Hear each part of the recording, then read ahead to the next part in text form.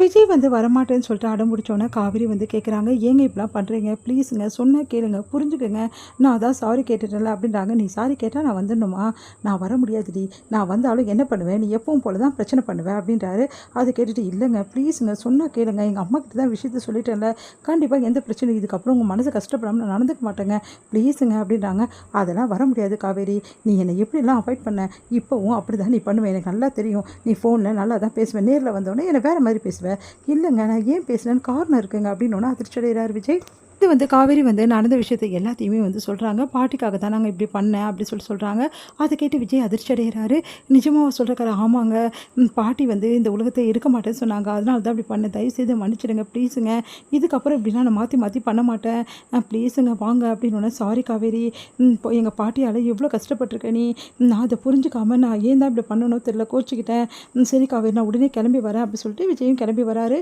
எங்கள் விஜயை பார்த்தோன்னே வந்து என்ன பண்ணுறாங்க, சந்தோஷப்படுறாங்க. நம்ம காவேரி ஓடி வந்து அப்படியே வந்து கையை பிடிக்கிறாங்க. நீங்கள் வந்துட்டிங்களா அப்படின்னு சொல்லிட்டு, உன்னை எங்கே போனீங்க விஜய், எவ்வளோ நேரம் உங்களை தேடின தெரியுமா அப்படின்னு சொல்லிட்டு நிவீனும் குமரனும் சொல்கிறாங்க. உடனே வந்து நிவீன் வந்து சொல்கிறாரு, இங்கே பாருங்கள் எவ்வளோ நேரம் உங்களை தேடணும், நீங்கள் கிடைக்கவே கிடைக்கல, ரொம்ப கஷ்டமாக போச்சு அப்படின்றாங்க. எங்கே போயிருந்தீங்கன்னு சாரி அப்படின்னு சொல்லிட்டு எல்லாருக்கிட்ட சாரி கேட்குறாரு. உடனே வந்து என்ன பேசணும் அத்தை என்கிட்ட அப்படின்னு சொல்லிட்டு கேட்குறாரு நம்ம சாரதா கிட்ட.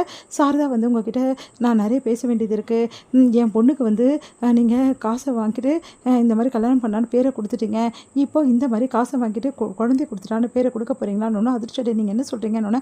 ஆமாம் தம்பி, என் பொண்ணை நான் நம்பவும் முடியல, நம்பாமல் இருக்கவும் முடியல, என்ன பண்ணுறதுன்னு எனக்கே தெரியல, இப்போ பாருங்கள் நடிக்க போன இடத்துல இந்த மாதிரி நீங்கள் வந்து குழந்தைய கொடுத்துருக்கீங்க, இதுக்கு நான் என்ன பதில் சொல்கிறது, எனக்கு ஒன்றும் புரியலன்னு. ஏன் இவ்வளோ தப்பாக பேசுகிறீங்க, நானும் காவேரி வந்து எங்கள் வாழ்க்கையில் 2 பேருமே வந்து ஹஸ்பண்ட் ஒய்ஃபாக வந்து வாழ ஆரம்பிச்சிட்டோன்னு தான், எங்கள் மனசார நாங்கள் வாழ ஆரம்பித்தோன்னு தான் எங்களுக்கு வந்து குழந்தைய உருவாச்சு, சொன்னால் புரிஞ்சுக்கங்க அப்படின்னு சொல்லிட்டு காவேரி மேலே எவ்வளோ அவர் காதல் வச்சுருக்காருன்னு சொல்லிட்டு, என் உயிரே காவேரி தான் அப்படின்னு சொல்லிட்டு நிறைய விஷயங்கள் வந்து ஷேர் பண்ணுறாரு. அதெல்லாம் கேட்டு வந்து சரிங்க தம்பி, அப்புறம் ஏன் வந்து டைவர்ஸ் பேப்பர் அனுப்பிச்சிங்க அப்படின்றாங்க. அதை கேட்டுட்டு பயங்கரமாக அதிர்ச்சி, நீங்கள் என்ன சொல்கிறீங்க, டைவர்ஸ் பேப்பரா, ஆமாம் உங்கள் பாட்டியும் உங்கள் சித்தியும் எடுத்துகிட்டு வந்தாங்கன்னு சொல்லிட்டு நடந்த விஷயத்தை எல்லாத்தையும் குமரன் சொல்கிறாரு. அதை கேட்டு பயங்கரமாக அதிர்ச்சி அடைகிறார் விஜய். இதுக்கும் எனக்கும் எந்த சம்மந்தமும் இல்லை, ஏன் அவங்க அப்படி பண்ணாங்கன்னு தெரியல, நான் வந்து காவேரியை பற்றி கோவமாக பேசினோன்னா அப்படி தப்பாக புரிஞ்சுட்டு அப்படி பண்ணிட்டாங்க, எனக்காக ப்ளீஸ் அவங்க தயவுசெய்து மன்னிச்சிடுங்க, என் மேலே உள்ள அன்பால் தான் அப்படி பண்ணியிருக்காங்க, உண்மையிலே என் மேலே அவங்களுக்கு எந்த கோபமும் இருக்காது அப்படின்னு. இல்லை தம்பி, நான் இதை வந்து மன்னிக்கிறதுக்கு தயாராக இல்லை, எனக்கு ரொம்ப பயமாக இருக்குது, என் பொண்ணு காசுக்காக தான் இப்படிலாம் பண்ணான்னு ஏற்கனவே பேர் இருக்குது, இதில் என் பொண்ணு காசுக்காக தான் குழந்தைய அப்படின்னு. அத்தை அப்படிலாம் பேசாதீங்க அத்தை அப்படின்றாங்க. இல்லை தம்பி அப்படி தான் அவங்க பேசுவாங்க, நான் புரிஞ்சுக்கிறேன் உங்கள் அன்பை, ஆனால் அவங்க புரிஞ்சுக்க மாட்டாங்க, அதனால நான் ஒரு முடிவு பண்ணியிருக்கேன், உண்மையிலே நீங்கள் காசுக்காக என் பொண்ணை வந்து விரும்பலை, காசுக்காகவும் என் பொண்ணு உங்களை விரும்பலை அப்படின்னு விஷயத்தை நீங்கள் நிரூபிக்கணும், அதுக்கு நீங்கள் என்ன பண்ணுவீங்களோ தெரியாது அப்படின்னு சொல்லிடுறாங்க. என் பொண்ணு வந்து நான் நல்லபடி தான் இங்கேருந்து நான் பண்ணுவோம், மரியாதையை என் பொண்ணு நீங்கள் எல்லோரும் நடத்தணும்னா நீங்கள் இதை நிரூபிச்சே ஆகணும் அப்படி சொல்லிடுறாங்க. அதனால் விஜய் என்ன பண்ண திறமை தவிக்கிறாரு. அடுத்து வந்து சரி நீங்கள் சொல்கிற மாதிரி நான் நடந்துக்கிறேன், நான் போய் காசுக்காக நான் வந்து எந்த விஷயத்தையும் காவேரி பண்ண நான் கண்டிப்பாக நிரூபிப்பேன்னு சொல்லிட்டு சரி காவேரி அப்படின்றாரு. சரி நீ பேசிட்டு வா காவேரி அப்படின்னு சொல்லிட்டு அப்பா அனுப்புகிறாங்க. விஜய்ன்னு சொல்லிட்டு அப்படியே காவேரி ஹக் பண்ணிக்கிறாங்க. நீங்கள் எங்கே போயிருந்தீங்க, எவ்வளோ பயந்துட்டு தெரியுமா விஜய் அப்படின்றாங்க.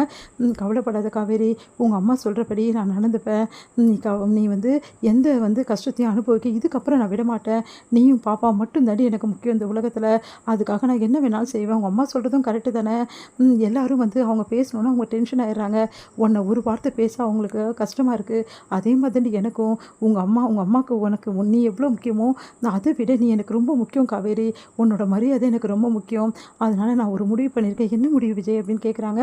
அதை நான் வந்து சொல்கிறேன், வந்து சொல்கிறீங்களா, அப்போ திரும்ப வருவீங்களா, ஆமாம் காவேரி, இதுக்கப்புறம் உன்னை விட்டு நான் பிரியிற ஐடியாவே இல்லை, நீயும் பாப்பாவும் என் கூட தான் இருக்கணும், அதுக்கு நான் என்ன பண்ணுவேனோ அதை நான் பண்ணுவேன் அப்படின்றாங்க. ஒன்றும் புரியாமல் காவேரி பார்க்குறாங்க. அப்படியே வந்து ஹக் பண்ணி கிஸ் பண்ணுறாரு. பத்திரமா இருடி பாப்பா, சீக்கிரமாக அப்பா வந்துடுவேன் சரியா அப்படின்னு சொல்லிட்டு விஜய் வந்து கிளம்புறாரு. காவேரி வந்து கையை பிடிக்கிறாங்க. சீக்கிரம் வந்துடுவீங்கல்லன்றாங்க. கண்டிப்பாக வந்துடுவேண்டி, உன்னை விட்டுட்டு பாப்பா விட்டுட்டு நான் எப்படி இருப்பேன், எப்போவுமே உங்கள் கூட இருக்கிறதுக்கு தான் நான் எல்லா முயற்சியும் பண்ண போகிறேன், இதுக்கப்புறம் நம்ம எல்லாம் ஒன்றா தான் இருக்க போகிறோம் அப்படின்றாரு.